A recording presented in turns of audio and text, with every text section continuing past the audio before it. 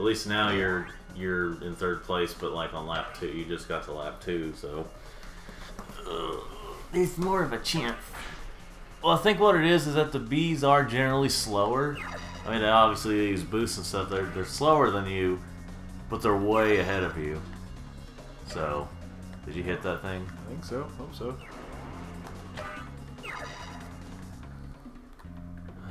I am kind of curious why a lot of these game developers insist on having these rings and stuff, despite hardly anyone really liking them, if anybody at all. Because, like, it makes me curious about stuff like that. I've thought about making a video talking about it, where it's just like... What, ring-based levels in video games? Well, that too, but also, like, in general, like, you know, you have the bad underwater type levels, and you have the, like the one, like, not just because they're underwater, it's because they give them bad water physics. And, again, another area where they try to be realistic. You know, the water physics weren't too bad in this Now, this is an exception. The Spyro games are an exception. I'm talking about, well, you know, unless you count Reignite Trilogy, but I'm talking about, like, you know, like you have the general one that a lot of people knew about for a long time, or it's just like a big thing, the Water Temple and Legend of Zelda Ocarina of Time. Well, the thing that made the Water Temple so hard wasn't actually the water physics. It was that the boots you needed to go underwater had to be accessed in the original Ocarina of Time, not the DS or I don't know about the GameCube version if it changed it, but I know certainly the DS version this wasn't an issue. Is the boots were like a menu item. You had to pause and go to a thing and do a thing to change into the boots, and you constantly had to swap out with the boots. Now they remedied that in the DS port, where the boots were changed to be a regular item like your slingshot. Yeah. So you just constantly flip between the two, and that made the Water Temple a lot easier. Yeah. Or at least quicker. Like really, the water physics were fine. You gotta do Hunter challenge. I know.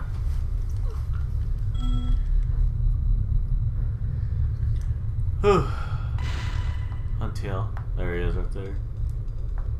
See, he's right there. He's right there. You waiting? And I'll lower the UFO. Oh. Died lives.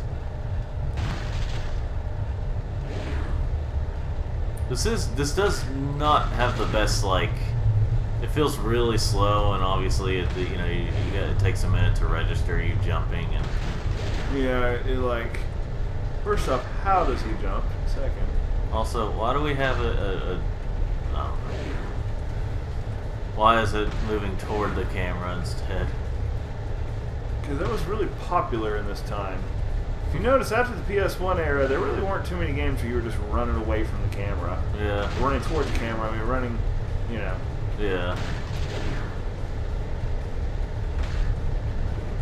I remember this being a lot harder when I was younger. Then there were games where we're like, oh man, we're not good enough to do the Nori. I don't know. It's our nickname for our sister. Yeah. Except she has an extra eye. But anyway. And then go to exit level to exit the level. I'm going to the bathroom. I'll be right back. No.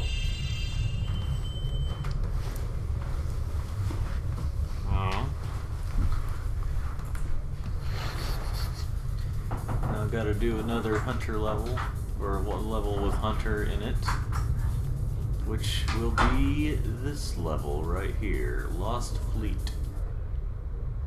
It's also quite annoying that it has to be done this way, because, I mean, that plot point, like, it also soft locks the game if Be careful around these parts, little. it also soft locks the game if you play the original copy. Like, this is the greatest hits copy, and it soft locks the game if you don't do the hunter challenges in time. Like you have to complete all these like all the speedway levels as soon as you get to them. And for some, and also there was a few issues also with the what am I trying to say here? There were a few issues with in general with the copy that was originally released. Such as like how the music was, you know, they weren't able to put in all the music. But the most baffling thing is the fact that they had the what am I trying to say here? The homeworld, the first homeworld place in the game is the music used for the last boss, and yeah. Anyway, let's see. So it's just so baffling. It just still baffles me that like PlayStation's like, yeah, when we re-release Spyro 3 on the PlayStation Network, yeah, let's put the black cartridge version on there and not the fixed version of the game. You know, although when it comes to PlayStation, it's like, when it comes to their past or legacy and stuff, they just put in the bare minimum of releasing anything like that, you know. I think like that's a pretty big reason why it feels like that's a pretty big reason why the PS4 was not backwards compatible with any previous games. That's why for this generation I've generally been with Xbox more, or at least this current generation. Because they actually believe in, it seems like they actually believe in preserving as many games as they can. Now, I'm sure part of that is because the Xbox One hardly had any good, you know, exclusives. But, you know, like, I will say Sunset Overdrive is fine. There's some satisfying moments. The thing that really brings it down is there's way too many like tower defense moments. Well, you know, like you have to defend certain things. And I'm gonna sit up here in a moment. I'm needing to. That was kind of giving me a headache there. The way I was laying. Have you seen a thing and you kind of notice it's like games in 2010 and it was God of War 3. Yeah. And then it's like Bless you. games now, and you know that kind of high frame rate, but like not kind of flat graphics look that like Fortnite has, and how a lot of modern games have had that look. Yeah. It's stylized. And it's like, why did God of War 3 from 2010 for the PS3 look better than some games that come out today? No, it's stylized. It's timeless. Yeah, that's the excuse usually. Stuff like that. They also have the straight up lie, which is that cell shaded graphics. You know, cause it to be timeless. They look ugly. Now, I will say the re-releases of like Dragon Quest VIII look pretty good. Well, yeah, when they're done right, they're fine, but like, of course, Dragon Quest XI is the best Dragon Quest thus far. I tried a lot of the others, I just can't get into them, but 11 was incredible. Well, the best RPG ever is Earthbound. Earthbound is so boring. I tried it. I really tried it again. And there's some really good ideas in Earthbound, to be honest. Like the more, you know, fighting with sticks and rocks and whatnot. And the rotating health thing, where like your health goes down more slowly and you can actually like heal yourself before you die. Yeah. Pretty cool. What's not cool is the battles are so boring. You don't see yourself, nothing moves. It looks awful. Like I tell you what they could have pulled off in the Super Nintendo era, and no one did. Well, maybe some Japanese game I'm not aware of that did. Look at Golden Sun. Okay, Game Boy Advance. Yeah, it has about the processing power of a Super Nintendo, right? Yeah. Maybe a little bit better, but not much. Okay, cartridge size. Probably pretty comparable. Golden Sun has some very engaging battles, even just visually. That game had some incredible looking visuals. How come no one did that on the Super Nintendo? Like, if Earthbound had been that epic, you better believe I'd have been playing the crap out of it. Yeah, there you go. You're gonna do this skateboarding challenge. Wait, why me? Because I don't like it.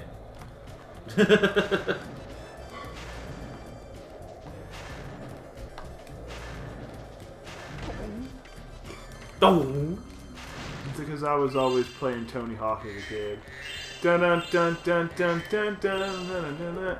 Freaking Superman by Goldfinger.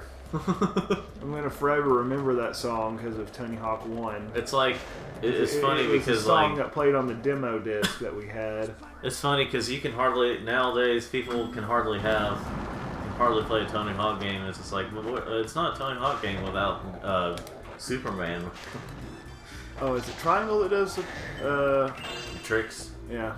Yeah, you know, hold them. Yeah. Yeah, trying to get the treasure in this area is annoying as can be.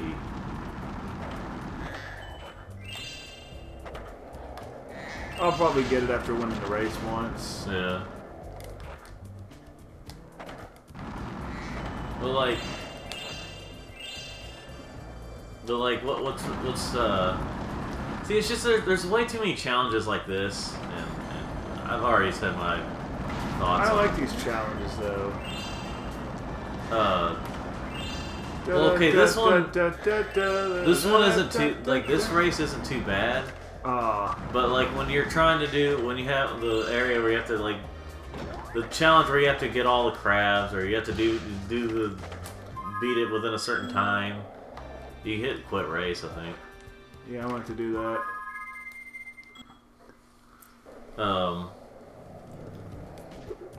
But like, there's just there's a lot of annoying challenges. I think it's just because I play so many games nowadays where it's just like there's better controls and stuff. Like this has good controls, but like with some of these challenges, you know. See, what I like about this era of gaming, and honestly, what was even missing from something like even like modern additions to old libraries like Crash 4, Yeah. just a sheer amount of variation in the gameplay. Like, you know, I'm not just running around killing Rhinox and stuff in the game with my breath and my charge attack. I'm also going skateboarding. I'm riding in a freaking submarine. Like that's so cool. When done right, yeah. Even take like some old, like, you know, I guess one of the few games that still keeps this intact would be like, well, I guess the Yakuza games do it, but like, get some of the old like RPGs and stuff. Look at Final Fantasy VII, which I went back to replaying here recently. Like, I can go snowboarding. I can friggin' go do a tower defense game to defend a giant bird's egg, and like. You said tower defense like it's a good thing. Well, it's a decent interpretation of the idea. I can go and play basketball. Like, it's the sheer diversity of things you can do. Now you got so many games, you know, take like a Call of Duty. What can I go do? Shoot. That's it. Like. Well, if you put in a secret code, there's a mini game in Black Ops. Really? Original. Yeah. Of course, I mean, it's still shooting, but it's not first-person shooting. And then as much as I didn't like Fallout 4, you even have like, you can pop in tapes and play old, you know, 2D games and stuff. Yeah. Wait, that's a race him? Yeah. That's right. And you also have to hit the 10 crabs. Wait, are there the 10 or just 10 crabs in general?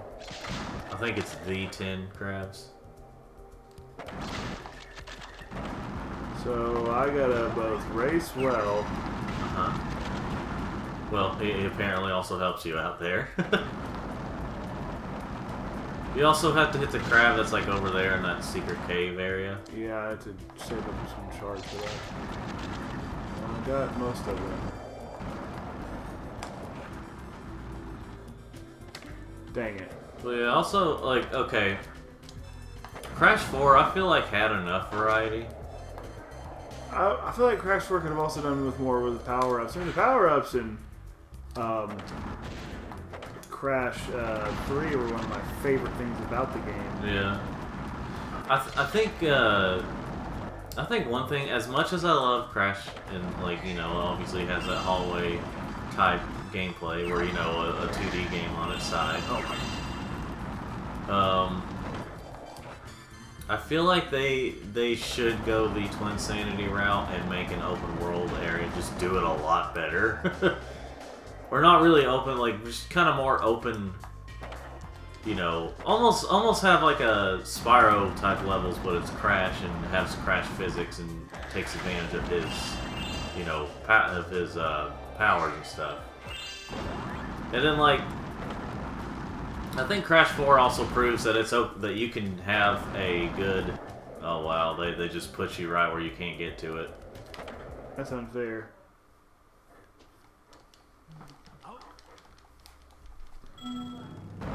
But like, how come he gets started with a charge? just sustained it. Fair wasn't in this game. He also doesn't have to hit the crabs. But you notice the crabs do give you a little bit of boost. Yeah. Anyway, can you feel it, Mr. Krabs? I still remember this video where in a warm spot. Sorry. Yeah, I still remember this video where it had how did they not hit him? I don't know. Does it not go for the crabs? I like how this video had like a lobster. Like they put a crab in this lobster's really huge claw, and it just like crushed it in. And someone said, put in the comments, "Can you feel it, Mr. Krabs?" But anyway, it's like freaking. It kind of makes me think. For some reason, it makes me think of Bikini Bottom Horror. oh, Got it. there was a there's a let's see, what is it? What was it? Oh yeah, Crash 4. That's what I was getting at. Cause like I feel like they did a good job of having characters like having different moves and stuff. It's, you know, while still feeling like a Crash game. Yeah. And I feel like that was a. Oh, come on. I feel like that was a. You know. Which I will say, if they ever do make a Sonic Adventure 3 or something with that kind of thing where you use multiple characters, I do feel like they should have more characters be more like, play more like Sonic, but with different variations, you know? We're not going to get a Sonic Adventure 3 because Sega doesn't believe in good Sonic games anymore. We'll have to see about, again, we'll have to see about Sonic Frontiers. It's just cautiously optimistic about that. I'm pretty sure Hunter just got that one up there for me. Well, thanks, Hunter.